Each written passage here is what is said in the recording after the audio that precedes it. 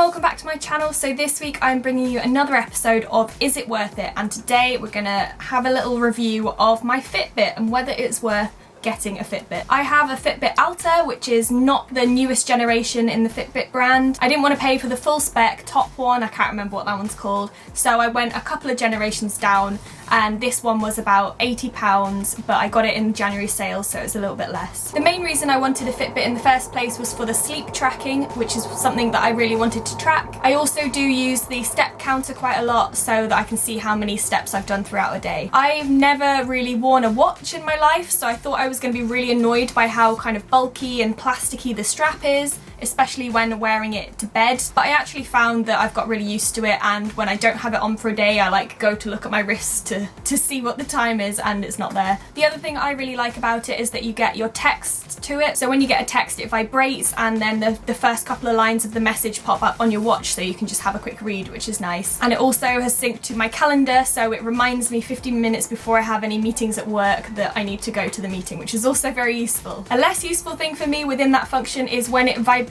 when I have a phone call, because it starts going like mad, vibrating, and you can't answer it like this. I have to go and find my phone to then answer the phone call. So it probably would have been a less stressful situation for me to just miss the call and phone them back later than me trying to frantically find my phone. Another benefit is that it can connect to another app I have called Earth Miles, which basically works in the same principle as air miles you'd get for travelling. So by syncing it to my Fitbit, it automatically adds up the steps I've done for the day and calculates the Earth Miles that I get for them. Then you can use these points to get discounts on healthy food, workout gear, and other fitness things. If you want to get started on Earth Miles, you can add me as a friend, which will gain you 50 Earth Miles by using my referral code. You can manually input activities, but it's really simple just having it connected to my Fitbit, so it does it automatically. It's all sounding pretty good so far, so now I'm going to talk about the things that I don't like so much about having a Fitbit. The main problem for me, and this might not be relevant to all brands of smartwatches or step counting watches or anything, is that it's just not very accurate. I wake up in the morning, look at my Fitbit, and it says that I've done 100 steps already in the day, and I'm pretty sure I haven't got out of bed yet today. Or it'll say that I've slept like a baby through the night when I know for a fact that I got up to go to the loo in the middle of the night. Which means that it kind of defeats the point of wearing it if it's not going to give me accurate statistics. I actually don't have any other major issues with it. My only other issue is that the strap that it comes with by default sometimes comes undone if you don't keep an eye on it, and it can just fall off your wrist. But that doesn't happen very often, only when I'm like running or dancing or anything like that. So those are the positives and negatives of owning this specific Fitbit for me.